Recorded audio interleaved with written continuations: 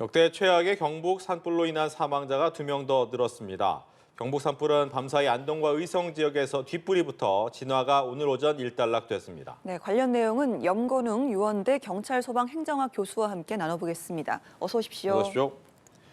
일단 경북 지역 산불 주불이 꺼졌다가 다시 발화했다가 일단 다시 한번 진화했다라고 하는데 네. 안심할 수는 없는 상황인 거죠? 네, 다시 재진화했었기 때문에요. 재발화했기 때문에 아직까지는 안심할 수가 없는 단계입니다. 안동 의성 산불 같은 경우는 이제 뒷불이 다시 발생해서요. 지금 또 다시 발화가 됐었지만 일단 아까 소방 당국에서는 다시 또 진화를 완료했다라고 지금 발표를 했습니다. 네. 하지만 지금 아직까지 건조한 그런 기온과 또 강한 바람이 불고 있기 때문에 언제든지 다시 뒷불이 날 수가 있습니다. 왜냐하면 낙엽층이 한 30cm, 40cm 정도가 되는데 그 낙엽층 안에 불씨가 살아있을 가능성이 있습니다. 네. 그래서 이런 불씨가 다시 오늘 오후에 바람이 강해진다고 하기 때문에 아직까지는 안심할 단계는 아니고 한 2, 3일 정도는 더 뒷불 감시를 하면서 지켜봐야 될 것 같습니다. 예, 낙엽 속에 있는 어떤 불씨들을 좀 조심을 해야 된다라고 하셨습니다. 오늘 안동 산불 같은 경우는 이제 재발화 당시에 화선이 길게 늘어져 있었다라고 전해지고 있고요. 오늘 아침에는 이제 고속도로 양방향 통행을 전면 차단했다가 재개를 했다 이런 소식도 전해졌는데 앞으로 남은 변수들, 불씨들 말고도 또 어떤 것들이 있을까요? 일단은 사실 날씨가 가장 큰 변수일 것 같아요. 이번 산불에서 가장 큰 주 원인이었던 것은 건조한 기후와 또 강한 바람이었거든요. 그래서 예. 마찬가지로 아직까지도 지금 최근에 계속 그 날씨가 남고 북저의 현상이었거든요. 그러니까 남쪽에서 시계 방향으로 부는 고기압과 위쪽에서 북쪽에 있는 저기압이 시계 반대 방향으로 불면서 서풍이 계속 강하게 불었단 말입니다. 근데 지금 이것이 이제 북서풍으로 지금 바뀌었어요, 이번에. 네. 그래서 이 바람 방향에 따라서 약간 남쪽으로 또 불이 향할 가능성도 있기 때문에 아직까지는 안심할 단계는 아니라고 보여지고 있고요. 또 이런 그 강한 바람에 대비해서 계속적으로 뒷불 감시를 지금 하면서 지금 추가 발화를 막아야 될 것으로 보입니다. 네. 지금 화면에도 보지만 이제 불을 끄고 나서 이제 잔불 정리를 또 하게 됐잖아요. 그런데 문제는 다시 살아난 걸 보면 이 불씨가 남아있는지 안 남아있는지를 꼭 사람이 가서 확인을 해야 되느냐, 다른 방법은 없느냐 이런 궁금증도 생겨요. 네, 지금 현재로서는 사람이 확인하는 방법밖에 없습니다. 물론 이제 산불 감시 CCTV를 설치한 경우도 있고요. 드론을 띄워서 확인하는 경우도 있지만 지금 현재 상태에서 우리가 지금 그 산불 감시 인공위성을 띄운 상태는 아니기 때문에 지금 산불 감시 인공위성을 지금 띄우는 단계까지 노력을 하고 있거든요. 근데 이 인공위성을 띄운다고 해도 이 주기가 하루가 걸립니다. 그렇기 때문에 다음 날 감시가 또 가능한 그런 문제가 있기 때문에 지금 현재로서는 지능형 CCTV를 좀 산에 많이 설치를 해서 네. 추가적으로 산불을 앞으로도 추가적으로 예방할 수 있는 그런 시스템을 갖춰야 되겠지만 현재로서는 지금 현재 사실 저번 주 금요일 날 산청의 산불, 그다음에 토요일 날 의성 산불이 거의 일주일 정도 지금 지나서 거의 완진 단계로 가고 있는 거거든요. 다만 지금 의성 산불 같은 경우 지금 다시 뒷불이 생겼었고요. 그다음에 아직 산청 쪽에 있는 그 지리산 쪽의 산불은 아직 진화가 완벽하게 되지는 않았지만 특히나 지금 의성 산불의 지금 화선이 굉장히 길었단 말이에요. 약 네. 78km까지 됐거든요. 그러면 이것이 거의 서울에서 천안 가는 정도가 80km예요. 그러면 이 정도 길이라고 하면 사실 이게 영덕까지, 그러니까 오른쪽에 있는 동해안에 있는 데까지 지금 산불이 번졌다라고 볼 수가 있는데 네. 그러면 화선이 굉장히 길다라고 하는 것은 거꾸로 얘기하면 그 화선 안에서 다시 재발할 가능성이 높다라는 거죠. 그렇기 때문에 지금 산불 진화대원들이 모두가 지금 투입이 돼서 다시 또 뒷불이 날 수 있는 그런 위험 지역들, 특히나 이제 낙엽이 많이 쌓여 있고 밑에 이제 부엽토층이 있어서 습기를 머금고 있는데 그 위에 공기층이 또 있고 낙엽이 많이 쌓여 있는 지역들, 네네. 이런 곳이 이제 재발화 가능성이 또 있습니다. 그래서 이런 것들을 집중적으로 이제 감시해서 뒷불이 나지 않게 이렇게 지금 감시와 또 예방을 이어가야 될 것 같습니다. 예, 며칠째 계속 또 진화 작업을 하고 이후에는 또 일일이 그 뒷불 불씨 확인도 또 다 해야 되는 그런 인력들의 피로도도 상당히 좀 걱정이 되는 상황입니다. 산청 지역의 산불 같은 경우는 벌써 9일째 이어지고 있는데 지금 이곳이 경사도 심하고 고도도 높아서 이걸 사람이 직접 진입을 하는 것도 상당히 좀 위험하고 애를 먹는 구간이라고 하더라고요. 맞습니다. 지금 우리나라가 임도가 없어요. 임도라는 건 무슨 얘기냐면, 그러니까 그 오솔길이라고도 하는데 이게 또 산불을 진화할 수 있는 임도가 또 따로 있습니다. 네. 근데 이런 임도는 일종의 또 방어선 역할을 해주기도 해요. 그래서 지금 우리가 산불을 진화할 때는 기본적으로 헬기를 투입해서 진화를 하고 있고요. 예. 주구를 잡고 있고.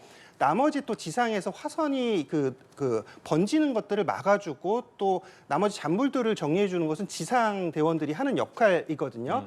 근데 지금 그 경북도 마찬가지고 경남, 그러니까 경북 같은 경우는 우리가 좀 사실 우리나라는 강원도가 산이 제일 많다라고 생각하지만 강원도가 136만 6천 헥타르거든요. 근데 경북 같은 경우 133만 3천 헥타르이기 때문에 강원도의 93.6% 수준의 산림을 보유하고 있는 지역입니다. 그렇기 때문에 강원도와 사실 거의 똑같다라고 보시면 돼요. 그래서 이런 지역에 지금 임도를 갖춰놓고 있냐, 그래서 지상작전을 통해서 진화를 할 수 있냐, 이것은 좀 어렵다라는 얘기입니다. 왜 그러냐면요.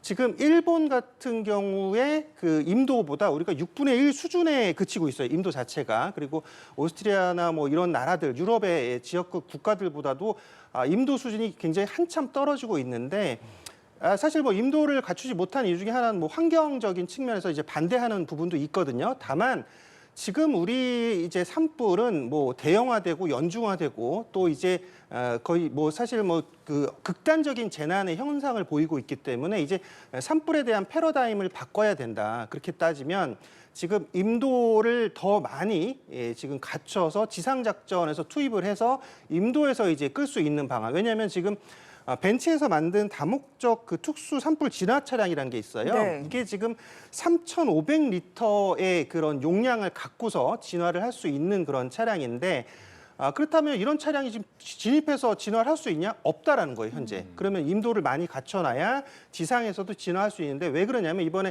지리산 같은 경우도 지금 아직도 끄기가 어려운 것들, 또 지금 경북산불도 마찬가지로 끄기 어려웠던 것들 중에 하나가 뭐 고온, 건조, 강풍 뭐 이건 당연한 얘기였고요. 거기 추가적으로 진입하기가 어려웠다는 거예요. 산불 진화대원들이 진입해서 호수를 끌고 가야 되는데 호수가 또 나무에 걸리고요. 굉장히 또 무겁고요. 그러다 보니까 산불이 지금 발생한 지역에 호수를 가져가서 진압하기 굉장히 어려웠다는 얘기예요. 그렇게 따지면 임도를 좀 갖춰서 지상에서도 같이 진화를 할 수 있는 쪽으로 지금 작전의 전환에 분명히 필요한 그런 산불 진화 길을 지금 많이 확보할 필요가 있다고 보여집니다. 네, 이번 산불 같은 경우에는 이제 피해 범위도 범위지만 피해 인원도 많았잖아요. 네. 이렇게 70명에 달하는 인명피해가 난 이유는 어디 있습니까?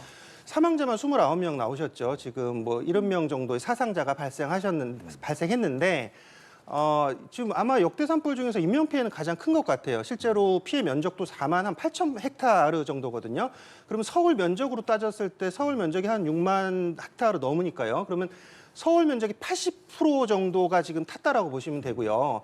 30명 가까운 분이 사망하셨다라고 보시면 되는데 지금 그러니까 산불이 우리가 도깨비불이라고 지금 표현을 하고 있습니다. 이걸 비화 현상이라고 하는데 산불이 그냥 지상에서 타면 그래도 좀 진화가 쉬운데 이것이 이제 수간화 현상이라고 해가지고 산불이 지상에서 줄기를 타고 바로 위로 올라가는 현상입니다. 이건 크라운 파이어라고 하는데, 그러니까 이거 위에서 갑자기 타버리다 보니까 산불을 헬기로 끄는데도 위에서 이제 물을 뿌려대도 꺼지지가 않는 거예요. 위에서 갑자기 급격하게 타버리니까 거기서 고온 건조한 바람이 더 형성되고 우리가 화면에서 소방관들이 갑자기 바람이야라고 해가지고 막 피하는 그런 장면이 나왔었거든요. 네. 그런 현상이 발생하는 거예요. 이제 그 높은 열기와 함께 다시 더 건조한 고온이 같이 더해지면서 이런 불씨들이 올라가면서 비화 현상이 나타납니다. 이게 2km까지 이제 넓은 지역 반경으로 퍼지게 되는데 네. 이런 불씨들이 퍼지다 보니까 의성 산불 같은 경우는 영도까지 약 80km 정도 이제 비화되는 현상과 더불어서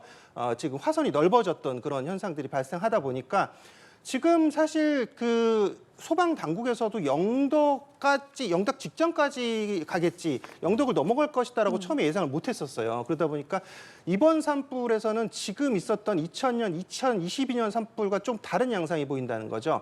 2000년, 2022년 산불이 가장 큰 산불이었는데 그때 당시에는 일단 지역이 좀 한정됐어요. 동해안 지역이라든지 동해안에서 경북 지역까지만 확대됐었는데 지금은 동시다발적으로 전국에서 열 몇 건의 산불이 났었잖아요. 그리고 이것이 지금 넓게 퍼질 수 있다. 그러다 보니까 대피할 수 있는 시간조차 없었다라는 거죠. 그러니까 네. 차량에서 고립돼서 갇혀서 지금 사망했던 분까지 있을 정도로 예. 이런 상태로 산불이 굉장히 넓게 퍼진 상황이었습니다. 알겠습니다. 오늘 이 시간 염건웅 유원대 경찰 소방행정학 교수와 함께 산불 관련 이야기 나눠봤습니다. 오늘 말씀 고맙습니다. 고맙습니다.